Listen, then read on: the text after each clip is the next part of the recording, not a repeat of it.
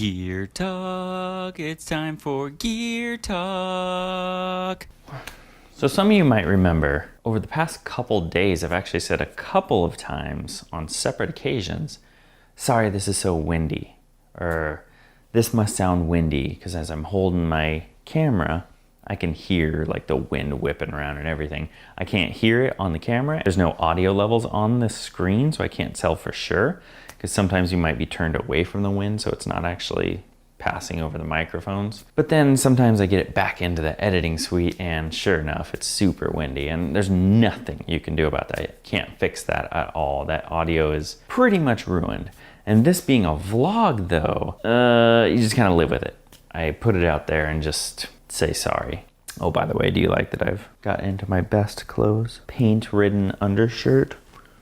Let's see how big holes we've got here. Sarah hates these shirts, but I wanted to get into this. The other day I had said a fix was possibly coming for the wind issue, and not just the wind issue. Let me show you. So this is what I film everything with right now.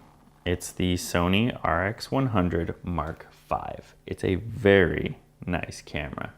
It's a very expensive camera. This guy runs about $1,000. And I'd gotten this for Christmas last year because I'd wanted a point and shoot that I could put in my pocket, not have to worry about taking my big DSLR cameras everywhere. So my wife got this for me at my request of this camera. And I loved it. I took it everywhere. It did basically exactly what I wanted it to do. And then in May, I think it was, when I started having an interest in possibly vlogging, after doing some research, I thought to myself, you know what?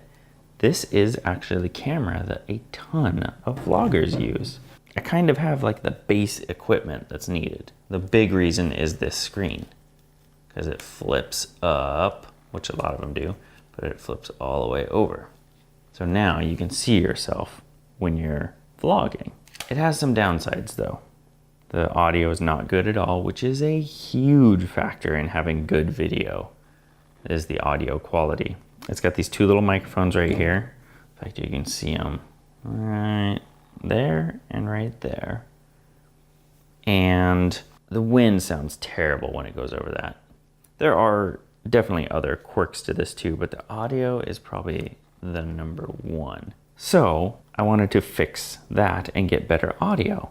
And that's where something like this comes into play. It's a very popular microphone, the Rode Video Micro, compact on-camera microphone. Comes with all the mounts that are necessary. It even comes with this dead kitten. Such a terrible name for these things. Dead cats are usually the bigger ones, and then these little guys are dead kittens. It's so mean. The actual microphone is this guy right here. And then it connects with these cables in here. So, all right, a fix for the audio, right? One problem. This camera only has two tiny little ports here. And one's USB and then the other is a HDMI, I believe. No connection for an external microphone. That has got to be the biggest downside of this camera right here. Sony, if you're gonna make an RX100 Mark VI, there's a big recommendation for you. Put a microphone port on there. So now I have this camera and this microphone that can't go on this camera. So we're gonna try something a little different. This is the Sony A6500 mirrorless camera. A camera that, again, a lot of vloggers use. I've personally never used this camera before or any of its predecessors. The only Sony camera I've ever used, and Sonys are super popular right now, is this one right here. So this guy is gonna be a test.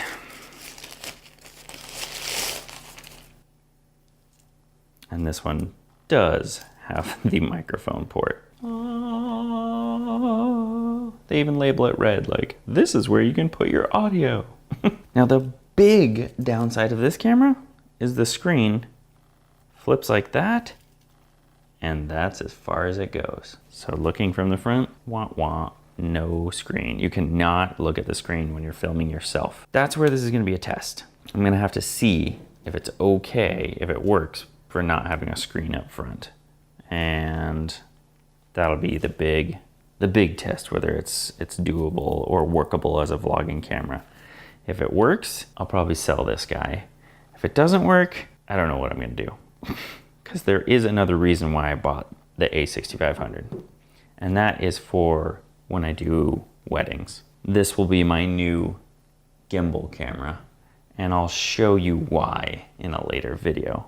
But for now, we're gonna test out the vlogging capabilities. So now we have new camera, accepts the microphones, we'll have good audio, but now we have a problem, the lens. I don't own any Sony lenses. I have all Canon lenses, and this is a built-in lens. So there's nothing I can do to get this lens to this one. So we had to get a new lens. This lens, by far, is the most popular vlogging lens for this camera. And if I'm not mistaken, it goes much wider than this lens here, which you generally want when you're filming yourself. Man, these things are so light. Now, one of the biggest advantages to this camera, the A6500 over the A6300, is this has in-body stabilization. So the sensor itself is on a little thing that can move up and down to compensate for camera shake. I'm already hearing these. I've watched videos where people have to take these off because, yeah, you don't want to hear that when you're filming. Anyway, yeah, this has in-body stabilization, which actually, so does this lens. This lens has the same kind of thing in there, and the elements move around. When you couple this lens stabilization with this in-body stabilization, you get buttery smooth video. That I'm excited about. This has in-body stabilization also, but it's definitely not fantastic. There's been times when I've been editing it, been like, dang, I thought this camera had stabilization, because it just looks like it didn't. Hopefully we fix that with this.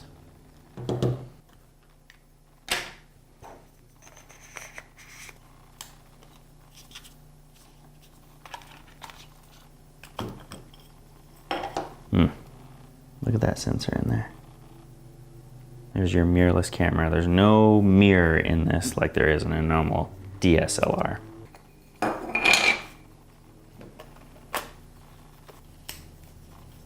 Click. There she is. I've literally never used this camera. Don't know the controls.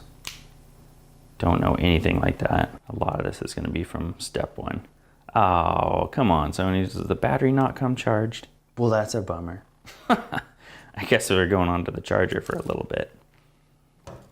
While we wait for that guy to charge up, I did get a couple new toys to go along with it. This is a little mini monopod for it. And it's similar to like the GorillaPod that I used before, which I still might use. I still haven't decided. I'll have to just kind of test this guy out and see how it is before I give a yay or a nay on it. Would be a replacement to the GorillaPod. Again, I'm gonna have to play with it, see if it's something that I want to take on. There's another YouTuber, maybe not a YouTuber, but somebody I saw on YouTube recommending this to go with this setup. So there's that. And I also purchased this guy, which is just some extra batteries, and it's kind of one of the more highly rated extra batteries and dual charger for some of these Sony batteries. Because everything I've read says you go through Sony batteries like crazy. Say you ran out of batteries, you could always use your phone in a pinch to vlog. But at a wedding, that's a different story.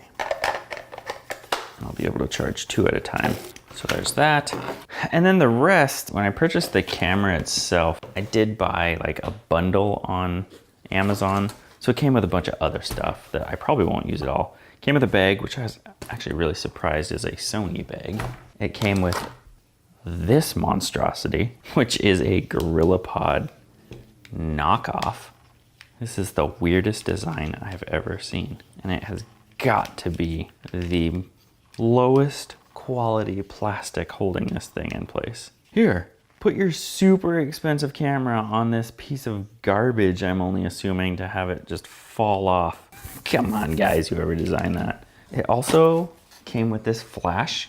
No idea if it works very well or not. I'll probably never use it. The deluxe starter kit. Oh, sweet. It's got a mini tripod, some wipes, some lens wipes, I think, cloth, and then like a SD holder. Never used that. Comes with one of these, rocket ball knockoff.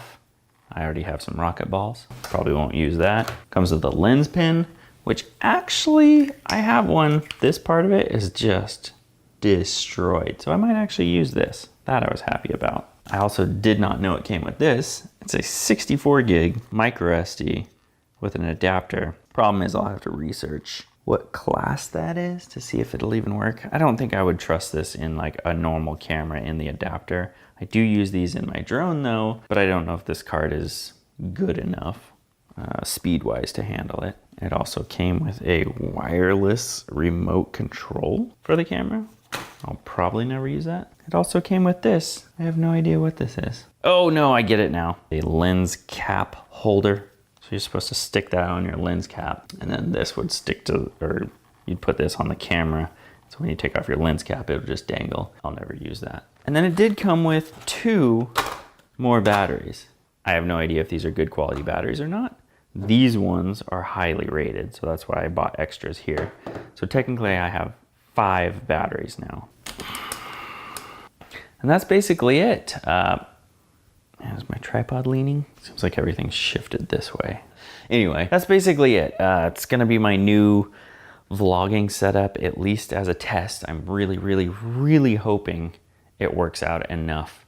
Just the big thing about it is gonna be that screen. When I had this camera here, all I had to do was flip it up, and now I can see exactly what I'm shooting. I can make sure that the exposure is good. I can make sure the composition is good. That's what you want in a vlogging camera. Like, that's a main aspect, and that is one thing that's missing from the new one. We'll see how that works out. If it does, I get to sell this bad boy and make back a little bit of money for all this other stuff to appease my wife a little bit. All right, that's enough for now.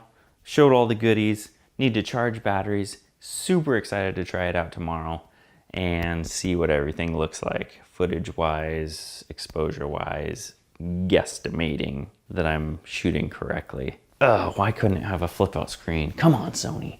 Flip-out screen, it would have been a perfect camera. I guess you have the A6600 whenever you come out with that down the road to fix that. Whatever, I'll probably buy that too.